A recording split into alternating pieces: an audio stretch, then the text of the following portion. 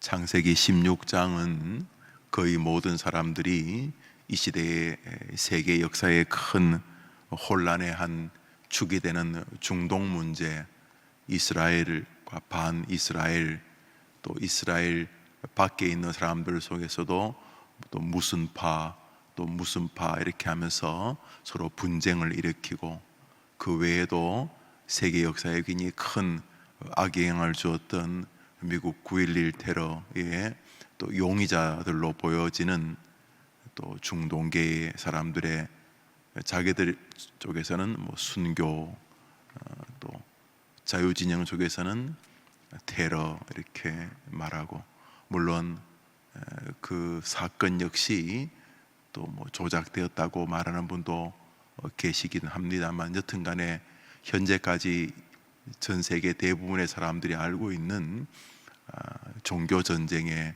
큰 축이 중동에서 이야기되고 있습니다. 그 문제의 시작점이 바로 오늘 성경입니다. 이스라엘과 이스마엘 집단의 전쟁이 계속 이어지게 되는 거죠.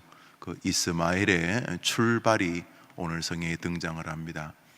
아시다시피 하나님께서는 아브라함과 사라 사이에 당신의 자녀를, 약속의 자녀를 주겠다고 말씀을 하셨지만은, 시간을 계산하고 있는 아브라함과 사라의 마음에는 도저히 동의가 되지 않는 그런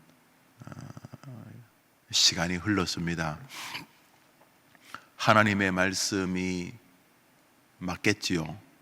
그러나 맞는지 안 맞는지 보다 지금 본인이 처해져 가는 시간의 변화, 늙음이죠. 늙음이 훨씬 더 강하게 다가온 것입니다. 아이고 하나님, 그 하나님이야 그래 생각하신지 모르지만 내 나이가 90이 다 돼 갑니다. 도대체 무슨 아이를 낳는다는 말입니까? 인간적으로 50, 60, 70 넘어가면 아이를 낳을 수가 없는데, 제가 90이 가깝고 사라가 80이 가까운데 무슨 아이를 낳는다는 말입니까? 막 이렇게 해서 하나님의 말씀에 대한 신뢰가 이제 떨어져 가는 것 같습니다. 정말 하나님이 말씀을 하시는 대로 쫓아 갈대아 우르를 떠나온 지도 10수년이 지났는데, 주님께서 그때 아브라함에게 친히 손을 이끌고 나오셔서 밤에 빛나는 별을 보이시면서 너의 후손이 저 별처럼 많아질 거다 이렇게 말씀을 하셨는데, 그러면 당장 무슨 소식이 있어야 되는데 1년이 가고 2년이 가도 아무런 변화가 없으니 믿음이 흔들렸던 것입니다. 그래서 하갈과 사이에서 이스마엘이 태어나게 되는 거죠. 그런데 이스마엘 태어남 속에서도 하나님의 긍휼과 자비가 없었다고 말할 수는 없습니다. 오늘 창세기 읽었던 16장의 중후반부에는 하갈과 이스마엘을 긍휼히 여기시는 하나님의 자비가 있습니다. 그럼에도 불구하고 하나님께서 아브라함과 사라 사이에 하나님의 자녀 이삭을 주겠다는 약속이 결국은 아브라함과 사라의 공동 작전으로 인해서 좀 훼손되어지는 장면이 이제 나오게 되는 거죠. 오늘은 그 부분에 대해서 잠시 생각해 보겠습니다. 오늘 우리는 뚜렷한 교리 하나를 발견하게 됩니다. 그것은 성도가 하나님의 말씀에 대한 신뢰가 줄어들면 사람들의 이야기가 크게 다가온다는 사실입니다. 성도는 하나님의 말씀의 소리가 줄어들면 사람의 소리가 크게 들린다 하는 것입니다. 하나님이 하신 말씀이 의심스러워지니까 놀랍게도 아브라함에게는 사라의 소리가 하나님의 소리를 덮을 만큼 크게 들렸습니다.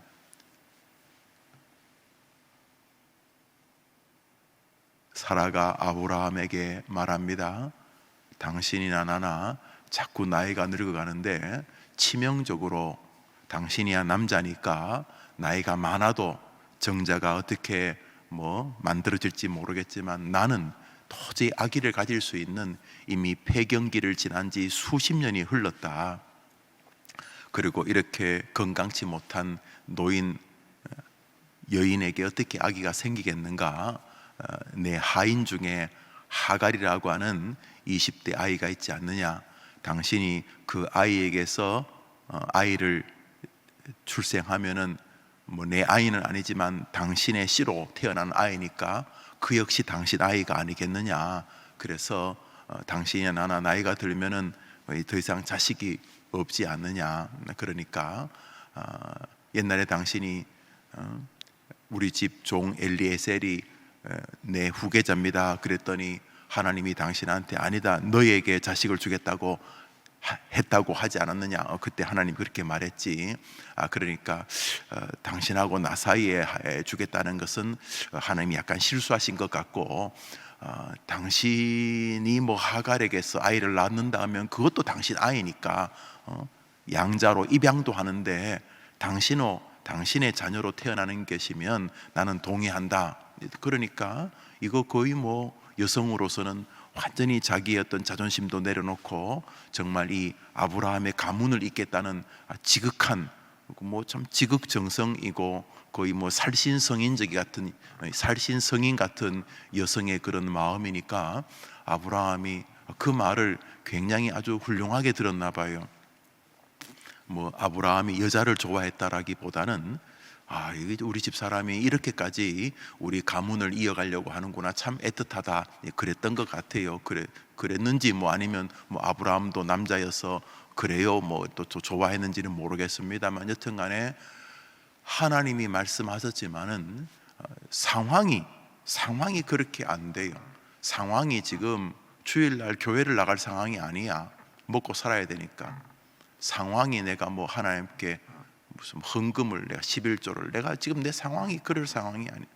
전도, 내가 무슨 전도할 상황이 아니. 내가 주님을 위해서 인생을 바친다. 지금 내가 돌아보면 그럴 상황이 아니다. 상황이. 그런 면에서 아브라함은 충분히 말이 됩니다. 나이가 지금 100살이 가까워지고 부인도 나이가 지금 이때가 이제 86, 87 그때인데 지금 90이 다 되고 부인도 80이 다 돼 가는데 어떻게 아기를 낳겠는가? 하나님이 그렇게 말씀하신 것은 꼭 그렇다기보다는 그냥 그런 기대, 희망 사항을 말씀하신 것이고, 그 안에 유두리는 우리가 알아서 하는 거지, 아마 이런 결론에 도달했나 봅니다. 그러니까 하나님 말씀을 굉장히 좀 자의적으로 해석하거나 아니면 하나님 말씀을 좀 줄인 거죠. 하나님 말씀이 이렇게 있으면 이런저런 이유를 붙여서 하나님의 말씀을 조금 이렇게 작게 만드는 거죠. 자기에게 울리는 하나님의 말씀을 조그만하게. 대신에 아까 제가 여러분에게 하나의 어떤 진술을 말했던 것처럼 성도는 하나님의 음성이 작게 들리면 사람의 소리는 더 크게 들린다. 오늘 본문에서 아브라함은 사라의 이야기를 듣습니다. 그리고 그의 가문에 끊임없는 고통을 출발시킵니다.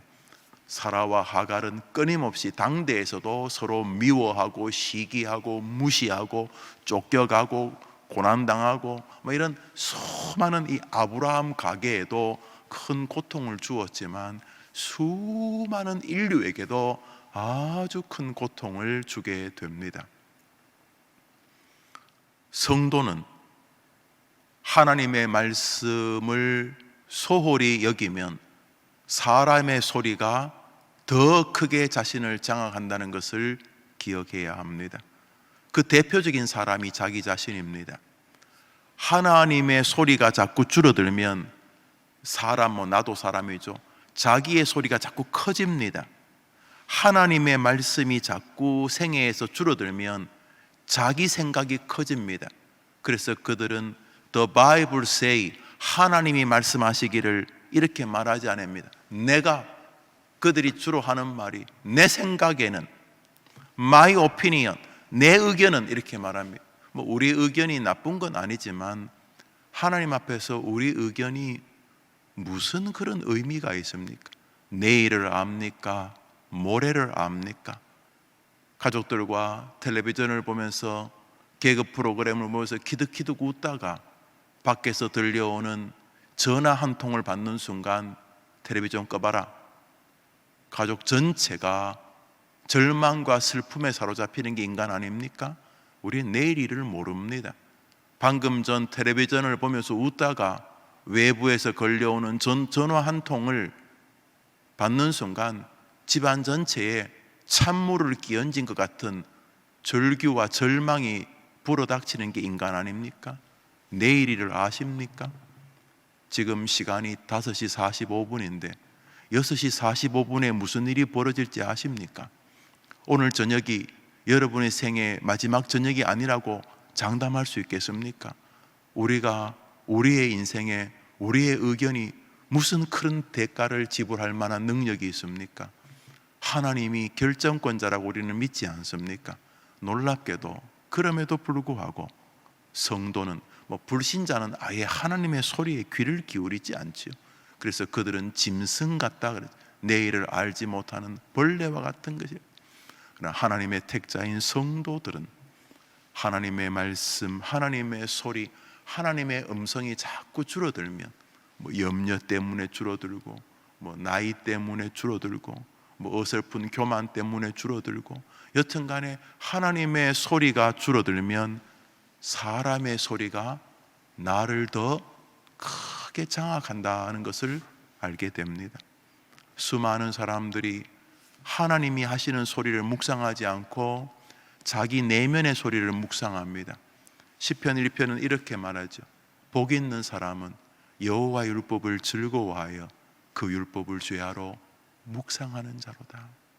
이렇게 새벽에 나와 하나님 말씀을 중심으로 기도하고 하루 종일 하나님과의 좋은 관계를 갖습니다. 일을 하든 장사를 하든 거래를 하든 아이들을 가르치든 혹은 배우든 목회를 하든 신방을 하든 신방을 받든 남을 치료하든 남에게 치료를 병상에서 받고 있든 똑같습니다. 성도들은 하나님의 말씀을 묵상합니다. 그를 묵상하는 것을 인생의 동인으로 삼고 거기서 흘러나오는 진액을 가지고 양식을 삼고 사람을 대하고 내 내면을 대합니다. 내 질병도 대하고. 그러나 성도가 하나님의 말씀을 묵상하지 않으면은 자기 내면의 소리를 계속 묵상합니다. 넌 안 돼. 너는 재수 없어. 너는 출생부터 저주받은 사람이야. 너는 이류 인생이야. 너는 무기력해. 너는 무력해. 너는 지금도 황당하지만 너는 미래가 더 황당해. 너에게 꿈을 이야기하는 것은 희망 고문이야. 너는 불행한 인간이야.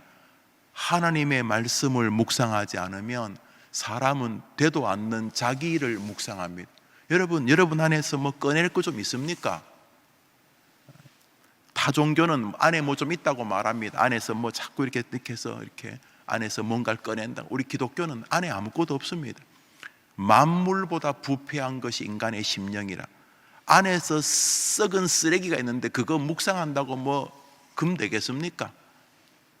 우리는 오늘도 좋은 것을 얻기 위해서는 하나님이 우리 내면에서부터 솟아나는 게 아니고 저 밖에서 우리에게 부어주셔야 되는 것입니다. 평강, 샬롬, 히브리의 샬롬, 헬라어 에이레네가 우리에게는 가장 적합한 단어가 안녕입니다. 안녕하십니까? 안녕하시기를 바랍니다. 오늘도 안녕하시기를, 그냥 말 그대로 피스풀, 평안한, 평강한, 감사한. 기독교는 그게 자기를 이렇게 수양해서 생긴다고 말하지 않습니다. 그건 기독교가 아닙니다. 우리는 이렇게 앉아서 이렇게 득도하고 무슨 숭구리 당당 숭당당하고 밥을 굶고 물고기 풀어주고 그래가지고 누워서 안 자고 앉아서 잠자고 그러면서 이렇게 애써서 안에서 뭘 만들어낼 수 없습니다. 기독교 교리에는 그런 거 없습니다. 기독교의 모든 좋은 것은 외부로부터 오는 것입니다. 자주 부르는 찬송 있지 않습니까?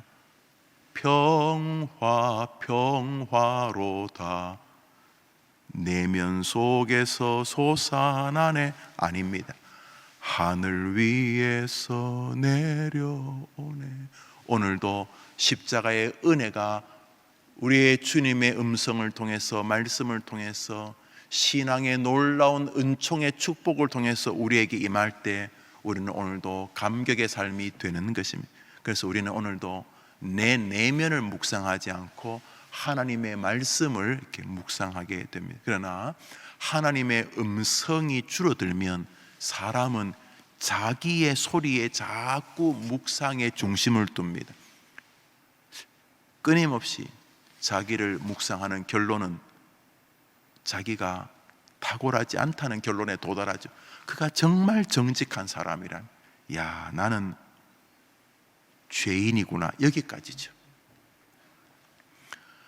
하나님의 소리에 무게중심을 담지 않으면 사람은 사람의 소리에 장악당하기 시작합니다. 대표적인 사람은 자기 자신일 것이고 대표적인 사람은 주변 사람들일 것입니다. 그래서 그들은 주변 사람이 던지는 한마디 때문에 오늘 하루 기분이 완전히 왔다 갔다 합니다. 다른 사람의 기분을 우리가 그러면 주의해야 됩니다. 우리 기독교인들은 다른 사람을 정말 조심해서 다뤄야 됩니다. 두만강 프로젝트 갈 때마다 제가 차 안에서 하는 첫 번째 비유가 기타입니다. 기타. 자식들 다 어릴 때 한두 번씩 기타를 트라이를 해보지 않습니까?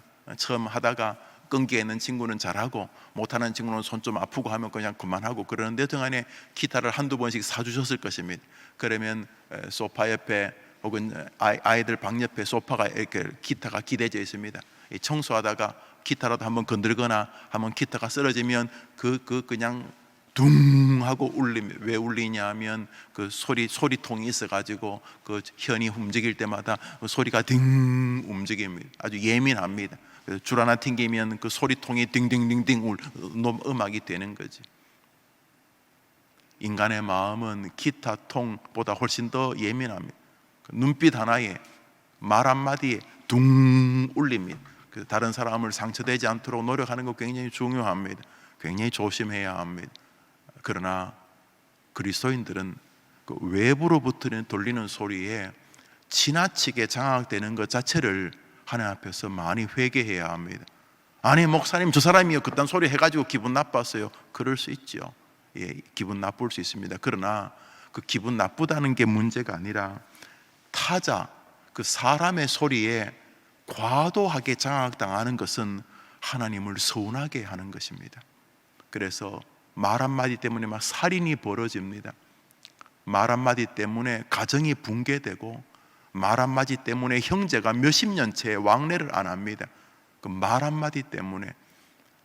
저는 그런 면에서 말의 크기는 높다고 생각합니다. 그러나 우리 그리스도인들은 장악당해야 될 것은 사람의 말이 아니라 하나님의 말씀입니다. 그런데 하나님의 말씀의 무게중심을 자꾸 약화시키면 사람의 소리에 훨씬 더 예민해지게 됩니다. 이것은 불신앙적 결과입니다. 뿐만 아니라 그 자체가 불신앙적 결과일 뿐만 아니라 그 결과가 불신앙적 미래와 붙어 있게 됩니다.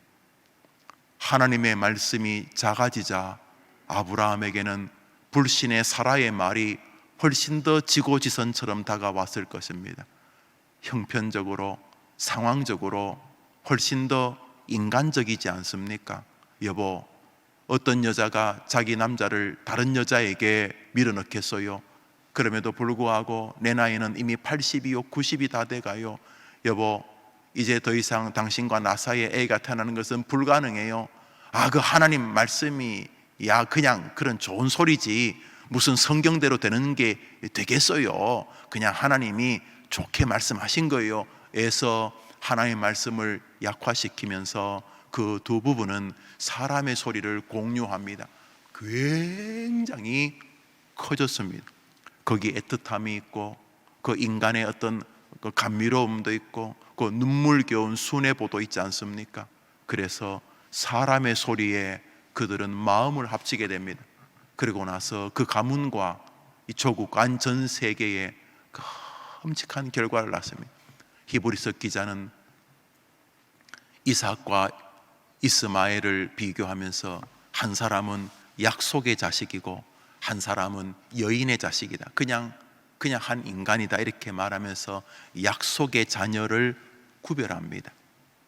하나님의 말씀이 커지고 있는지, 요즘 내 삶에 사람의 소리가 커지고 있는지 한번 물어보자.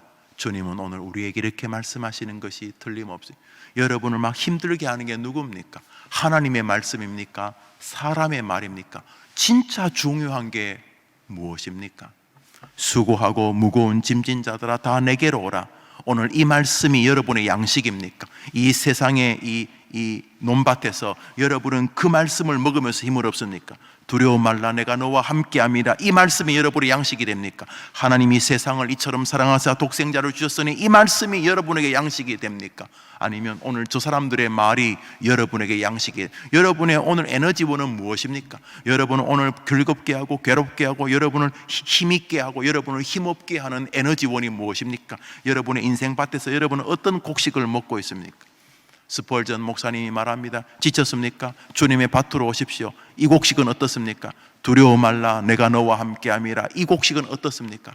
하나님이 세상을 이처럼 사랑하사 독생자를 주셨으니 누구든지 저를 믿는 자마다 멸망치 않고 영생을 얻는다. 오늘 이 양식은 어떻습니까? 오늘 그 양식을 주셔서 먹어보십시오. 여러분에게 힘을 주시는지, 여러분 오늘 무슨 양식을 먹고 오늘 여러분의 마음을 내어주십니까? 오늘 여러분의 마음을 기쁘게 하거나 여러분의 마음을 아프게 하는 것은 무엇입니까? 하나님의 양식입니까? 사람들의 양식, 하나님의 말씀입니까? 사람들의 말입니까? 오늘 이렇게 우리에게 물으시는 것입니다.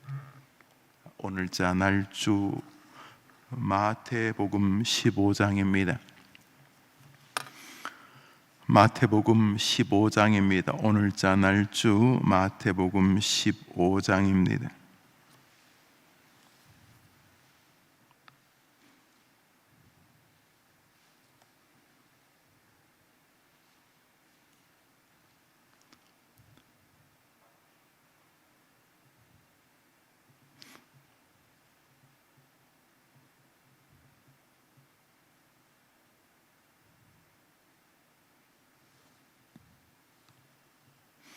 우리 6절부터 9절까지 읽겠습니다. 6절부터 9절까지 읽읍시다. 시작. 그 부모를 공경할 것이 없다 하여 너희의 전통으로 하나님의 말씀을 폐하는도다.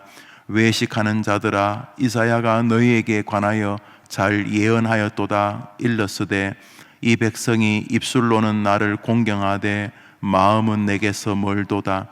사람의 계명으로 교훈을 삼아 가르치니 나를 헛되이 경배하는도다 하였느니라 하시고, 여기 예수님께서 이렇게 말씀을 하시는데 저들이 하나님의 말씀을 폐한다 이렇게 말합니다. 저들이 하나님의 말씀을 버린다는 뜻이죠.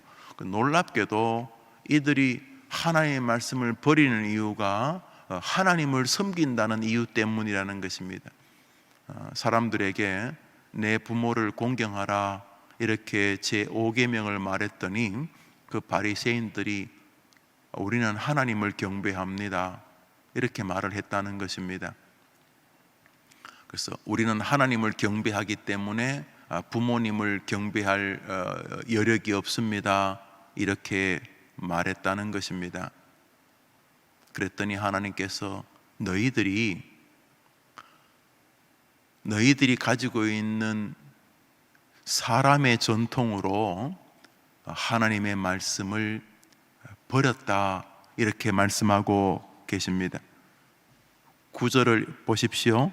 사람의 계명으로 교훈을 삼아 가르치니 나를 헛되이 경배하는도다. 이 사람들이 뭐 좋은 일을 해요. 전통을 가지고 나름대로 배당해서 하나님을 섬긴다고 하고 굉장히 착한 일을 하는 거죠. 아까 그 사례가 했던 것처럼 그 정말 완전 그 여성으로서는 거의 뭐 살신성인 같은 그런 결정 아닙니까? 당신 하갈에게로 들어가십시오. 이렇게 뭐 아주 여성으로서는 뭐 보통 여자가 아니죠. 외부적으로 보면 야 정말 대단한 여성이다 뭐 이래 말할 수 있지 않겠습니까? 오늘 본문에도 이 정말 놀라운 일입니다. 부모님을 공경하십시오 그랬더니 우리는 좀 시간이 없어요. 왜 시간이 없습니까? 그랬더니 내가 지금 하나님을 섬기느라고 부모님을 섬길 시간이 없네요. 부모님 섬기면 좋은데 내 도저히 시간이 안 되네. 그래서 내가 정말 하나님께 내 인생을 드리기 때문에 부모님을 섬길 시간이 없습니다. 그랬다는 것입니다. 여기서 주님이 고르반이라고 하는 아주 그 위선자야. 고르반이 뭐냐 하면 너가 하나님 핑계를 대면서 하나님의 명령을 어겨 부모를 공경하지 않는다. 그러니까 위선자야라는 뜻으로 고르반 이렇게 부르시면 하나님이 저주하시 예의 위선자야 이런 뜻입니다. 주님이 이 고르반 이 위선자들아 이렇게 말씀하시게 되는 계기가 이 본문인데요. 여기 중요한 것은 사람들의 계명이 사람들의 전통입니다. 이게 나쁘지 않아요. 전통은 버려야 될 전통은 없잖아 있겠지만은 대부분 인류가 가져온 전통은 가치로운 게 많습니다. 부모님을 공경해야 된다든지 또는 뭐 친구들 사이에는 서로 양보해야 된다든지 또 어른의 말을 존중해야 되는지 사람이 예의를 갖춰야 된다든지 남의 것을 소중히 대해야 된다든지 뭐 이런 것은 우리가 기본적으로 가지는 좋은 전통들입니다. 그런데 유대인들에게는 좋은 전통이 뭐냐 하면 하나님을 섬기는 것이 우선이다. 이런 것은 좋은 전통이죠. 그런데 문제는 그런 전통이 나쁘다는 것이 아니라 하나님의 말씀을 받아들이려 하지 않고 자기들 인간들이 만들어 놓았다는 전통을 말씀을 순종하는 것보다 더 우선시했다 이런 뜻입니다. 그러니까 예수님의 말씀보다 사람들의 의견, 전통이라는 게 뭐 사람들이 만든 것 아닙니까? 사람들의 의견을 더 귀하게 여겼다. 여기서 똑같은 교리를 보게 됩니다. 하나님의 말씀보다 사람들의 전통을 더 귀하게 여기는 것은 결국 우리 주님으로부터 비난을 받는 결과를 가져온다 이런 뜻이 되는 것이죠. 여기 중요한 것은 하나님을 섬기지 말라는 것이 아니지 않습니까? 여기서 중요한 것은 하나님의 말씀을 사람들의 전통보다 더 낮은 자리에 둔다는 것이죠. 우리는 이런 일 참 많습니다. 내가 생각하고 있는 내 나름대로의 정당한 일들 때문에 우리는 신앙을 굉장히 왜곡하거나 약화시킵니다. 내가 가지고 있는 약간의 그 정당성, 그것이 많은 불신앙적 요소를 나와 타자에게 발생시킵니다. 교회가 웬만해서 긴장이 없는 공동체 아닙니까? 예상외로 교회는 또 적잖은 긴장이 많이 발생합니다. 세상에서는 거의 없을 것 같은 긴장이 교회 공동체 안에서 많이 발생합니다. 시쳇말로 세상에서는 이 자식아 왜 그랬어 이 자식아 이 자식이 야 술이나 한잔 하자 하고 술 한잔 먹고 한번 취해서 한번 이렇게 술주정 한번 하고 나면은 그냥 해결될 만한 것들 일들이 교회에서는 해결이 안 되는 게 굉장히 많습니다. 속이 좁아서 그런가? 아닙니다. 정당성 때문에 벌어지는 것입니다. 한 사람이 잘못했다면 별로 안 싸웁니다. 서로 잘못했는데 뭐 그래 싸우겠어요? 교회에서 하는 일은 이러면 말이 되고 또 이래도 말이 됩니다. 그래서 둘 다 하나님의 이름으로 싸웁니다. 이 정당성이 부딪힐 때 문제가 많이 발생합니다.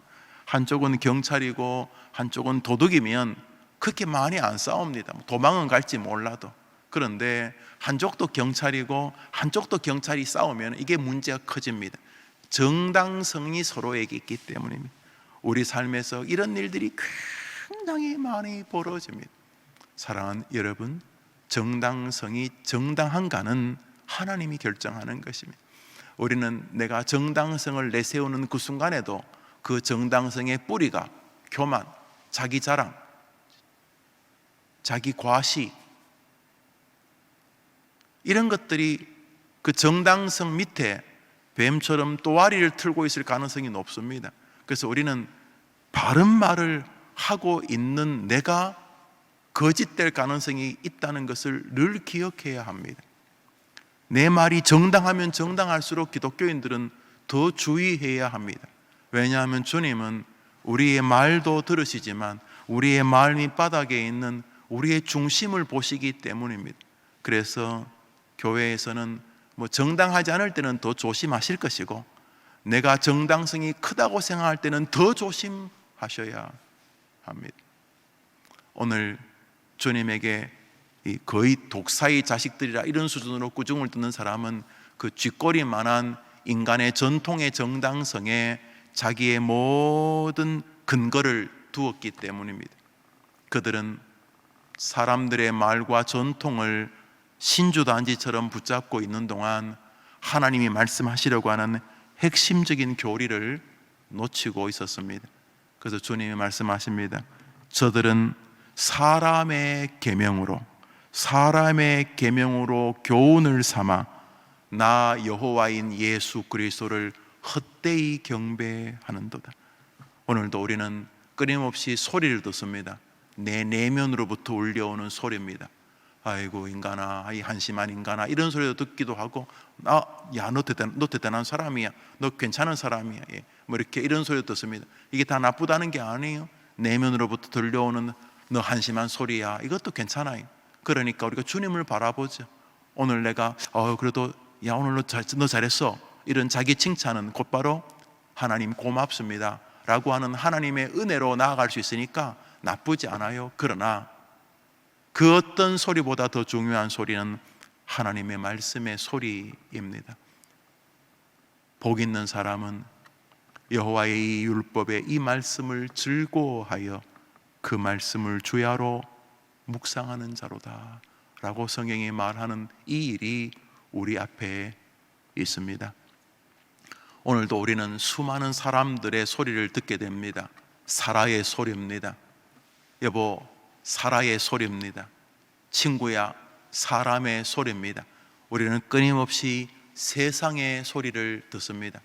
무조건 무시하라는 말이 아닙니다. 그런 세상의 소리를 들을 때마다 우리의 내면적 기제는 하나님에게 기울어져야 됩니다. 그 소리들은 우리를 하나님께로 이끄는 좋은 지침들이 되어야 됩니다. 사람들의 소리를 들을 때 1차적으로 그 소리가 여러분을 장악하게 하시면 안 됩니다. 그 소리를 무시하라는 말이 아닙니다. 그 소리를 이렇게 들을 때, 여러분의 내면에서부터 소리가 들려올 때 그 소리를 하나님 앞으로 데려가셔야 합니다. 그런데 오늘 하루는 주님의 은혜 속에 있는 복 있는 삶이 될 것입니다. 왜요? 약속하셨거든요. 복 있는 사람은 여호와의 말씀을 묵상하는 자로다. 주님이 약속하셨거든요. 그래서 무슨 일이 있어도 우리는 오늘 복 있는 삶을 살게 될 줄 믿습니다. 말씀과 함께 승리하는 여러분 되기를 주님의 이름으로 축복합니다.